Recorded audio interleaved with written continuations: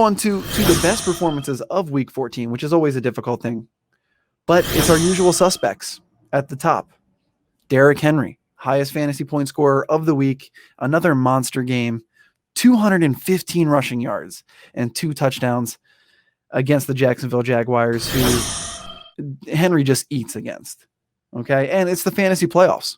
Everyone jokes you might as well call it the Derrick Henry League or Derrick Henry Invitational, because he does just absolutely go off on weeks 14, 15, and 16 every year. And that's got to be because teams are just tired of tackling him. I mean, defenses are beat up. They've been playing for 2 months, 3 months. They're tired. They're worn down. And then you get that guy bulldozing at you for 60 minutes. It's impossible. Love Derrick Henry, obviously. All right, and then my boy Lamar Jackson, heart of a lion, bladder of a 5-year-old. Okay? Had the highest scoring week of the year for Lamar Jackson. All right, he had 124 rushing yards, which is his most of the year, 2 rushing touchdowns and 1 passing, showing everyone why he was the MVP last year. And, you know, we're not counting the Baltimore Ravens out yet. All right. To me, when Lamar plays like that, they're still a top 3 team in the AFC, maybe top 2 behind the Chiefs. So why the Ravens are in playoff mode, they're going to continue to play like that. Heart of a lion with Lamar. Absolutely fantastic. Game of the year, like I said, and we will touch on that later in the show. But we'll continue with our best performances of Week 14. Aaron Rodgers, the best fantasy performance that he's had all year. 3 passing touchdowns, 1 rushing. Aaron Rodgers making his candidacy for MVP, even arguably over Patrick Mahomes. I mean, it's really tough to say. I wish they could give out one for the AFC, one for the NFC, like they do in Major League Baseball, but they don't. But those 2 guys are neck and neck in the MVP race. I would say that, Patrick Mahomes has a little more to work with, and Aaron Rodgers doesn't. Yes, he has Devontae Adams, best receiver in the league, hands down now. No more conversation on that. Aaron Jones, top 5 back. Okay. But then you got Kelce, Tyreek Hill, Le'Veon Bell is their second string running back in Kansas City. So he does, Patrick Mahomes does have a lot of help there. Then we have, Stephon Diggs in the top 10 for fantasy scorers of Week 14. He had 10 catches for 130 yards and a score, absolutely demolished the Pittsburgh Steelers. He and Josh Allen in that second quarter, or in the second half, shut the door on the Steelers and exposed them as what I've been saying, the fakest 11-0 team that I'd ever seen. They're 11-2 now. Who knows? They could lose out and end the season at 11-5, and then it's like a 3-way tie. Ravens, Browns, Steelers. Who knows? There is a path that all 3 of them make the postseason or make the playoffs this year. We'll see about that.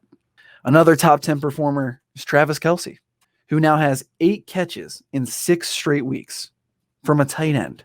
Back-to-back identical stat lines here with 8 catches for 136 yards and a touchdown. Same exact thing, Week 13. He does it again, Week 14. Travis Kelce coming through every week, especially in the fantasy playoffs.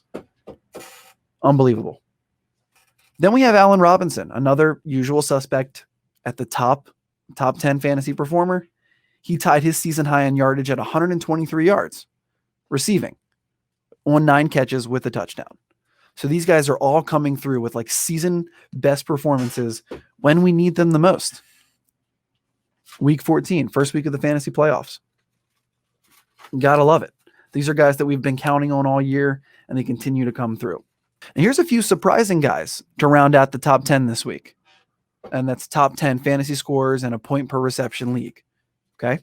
Surprising guy, Jonathan Taylor, as the number 4 overall scorer this week.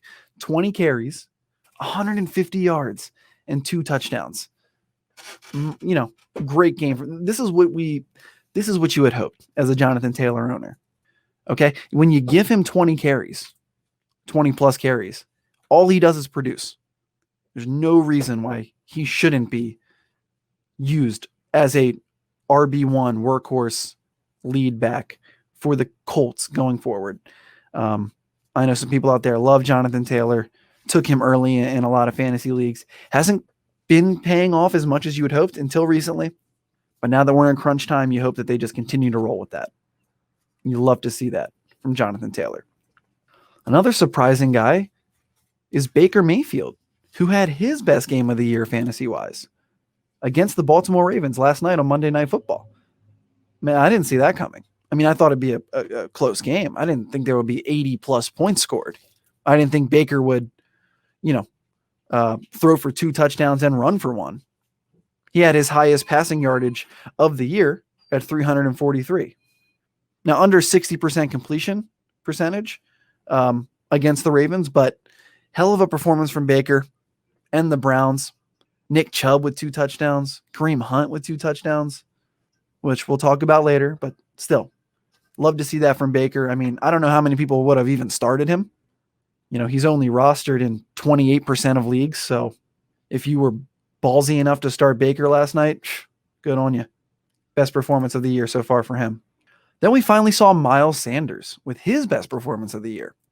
115 rushing yards, 2 touchdowns, as the Eagles were led by Jalen Hurts, another guy I predicted who I wasn't sure how he'd really do against the Saints, but he is the guy going forward, and he should be. He had over 100 rushing yards in his starting debut. But Miles Sanders breaking off that 80-yard touchdown. Love to see him finally getting the touches that he deserves, as he was a first-round overall pick in fantasy drafts this year as well, first or second round. Then, like I mentioned, Kareem Hunt last night. He and Nick Chubb kind of ran all over the Ravens. Now, it was a tough game. Ravens come out on top, but Kareem Hunt had 100 total yards, 6 receptions for 77 yards, 1 rushing touchdown, 1 receiving. 6 receptions for 77 yards. You love that passing game work from Kareem Hunt. I mean, that 1-2 punch with him and Nick Chubb, absolutely phenomenal. Best in the league.